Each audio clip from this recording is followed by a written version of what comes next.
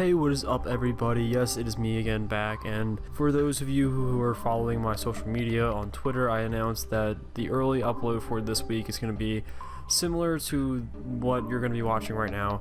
It's basically just me giving a live reaction or live commentary over an article that I'm reading or a topic in the discussion. I'm hoping that the roommates stay out long enough for me to get this video out. Fingers crossed, who knows. Quick little notice before this video begins, I do want to shout out my Patreon once more in this video. If you want to support the channel and help out me providing more content to you guys, please feel free to hop over there and check it out for yourselves.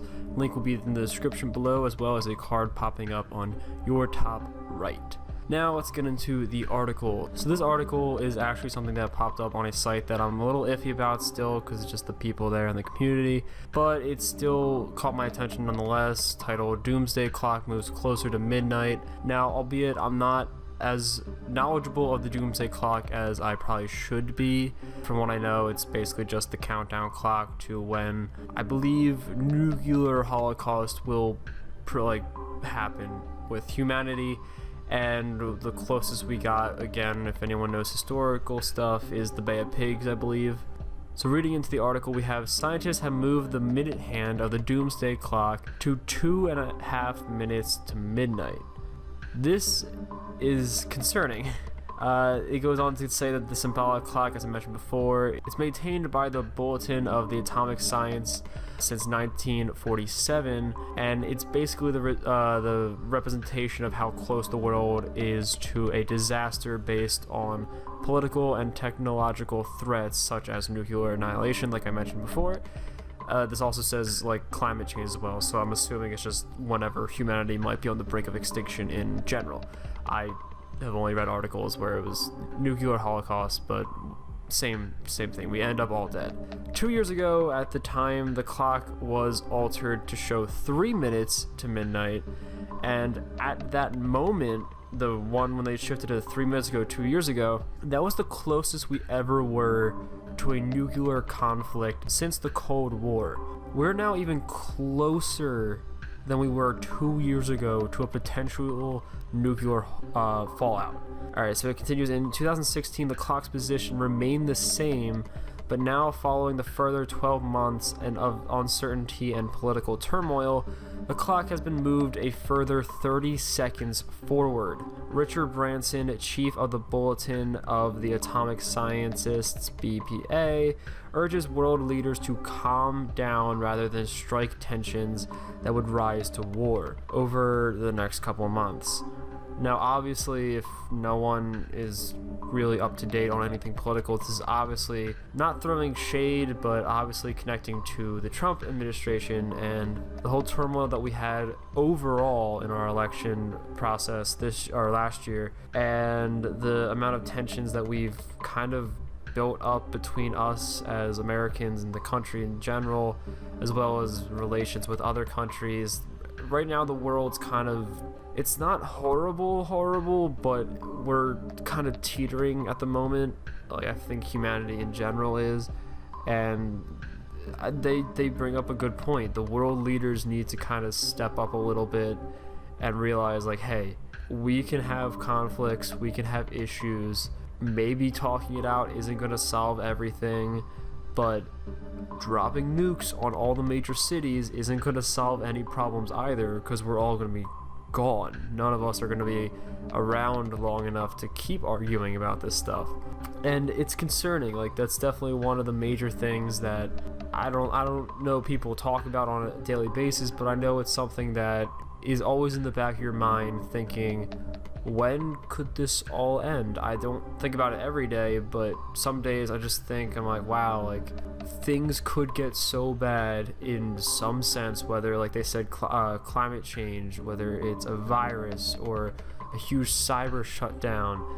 This is one of the extremes, the nuclear holocaust, the biggest thing that could potentially just destroy our world hundreds of times over, is still in our hands, and we still have the capability of that. That's a huge burden that we have on our shoulders, but it's in control of people who may or may not have our interests as human beings, and just average people in their possession. So it is concerning that launch codes and the most powerful weapon that we have is in the hands of people and individuals, not just like everyone. I mean, granted, if it was everyone it'd be horrible, but like, you know what I mean. Like, one person, if they're having a horrible day and like one little thing happens that could set them off, and that could sway their decision making, that could potentially lead to a missile going off.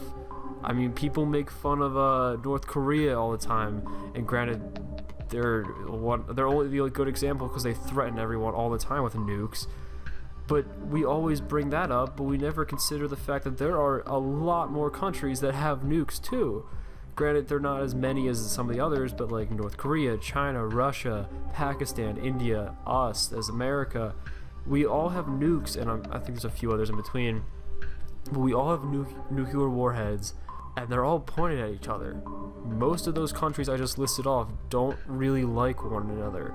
India, Pakistan, that's a huge conflict as well. That could also be what's pushing this hand a little further.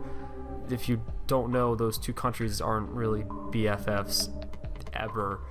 And then there's North Korea. North Korea hates everyone except for maybe kind of China, but China doesn't really like them that much. I mean, they tolerate them to some degree and all that stuff, but like, they've got nukes pointed everywhere. China's probably has a nuke position to hit us, probably. I wouldn't understand why they wouldn't. Russia sure as hell does, and we probably have a nuke pointed at all of those countries that I listed off. So it's concerning, and reading over this article, noticing that the clock has moved even closer to what it was at the biggest threat. Like I mentioned, the Bay of Pigs and 1947 during the Cold War. That's concerning that we are now at a position that this is the second closest time that humanity may or may not reach nuclear Armageddon. That is very, very concerning, because I really hoped that no one could see this in their lifetime, and it's really scary to now know that my generation and granted, my parents' generation, my siblings' generations, they're all potentially in there too. Like, we were not born into the 1947 moment.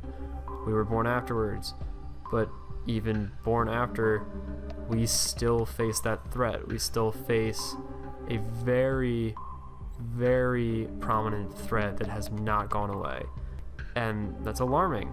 But I don't want to rant too long about all this stuff. I know it's kind of a bummer video, but I wanted to get that out there, and I wanted to let people know that this is a thing, and I probably should have looked into the Doomsday Clock a little bit more.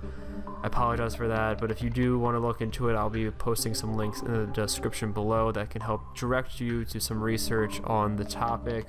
Try to stay optimistic, and for anyone who may be listening that has huge power, I honestly doubt any world leaders are listening to this, because I get like 200 views on these types of videos. Calm down, just take a breather. A lot of us get angry sometimes. A lot of us reach tension in our lives that are super stressful, and we get anxious, and our decision making gets really poor, and we just gotta step back for a moment, take a deep breath, and then reassess the situation and hope that we can decide on a better solution that will have a more prominent outcome for both parties. And who knows, maybe we won't all burn up like they do in Terminator. But that might be wishful thinking. Until then, guys, this is going to be the end of the video. I know I've ranted on for a little bit longer than I probably should have, but that's it, really. If you guys want to stay up to date on these types of videos, I'm probably going to be doing this type of format once a week to replace Terror Tuesday. I know I apologize for that, but these will still go up on Tuesday and count towards that type of series. I might shift the name a little bit, who knows. If you want to stay up to date on that, make sure to hit the subscribe button down below, as well as checking off that little cute bell next to it once you do, to stay notified of all new uploads and content that I provide on this channel. Also, make sure to check out my social medias. The links will be in the screen right now as well as down below in the description.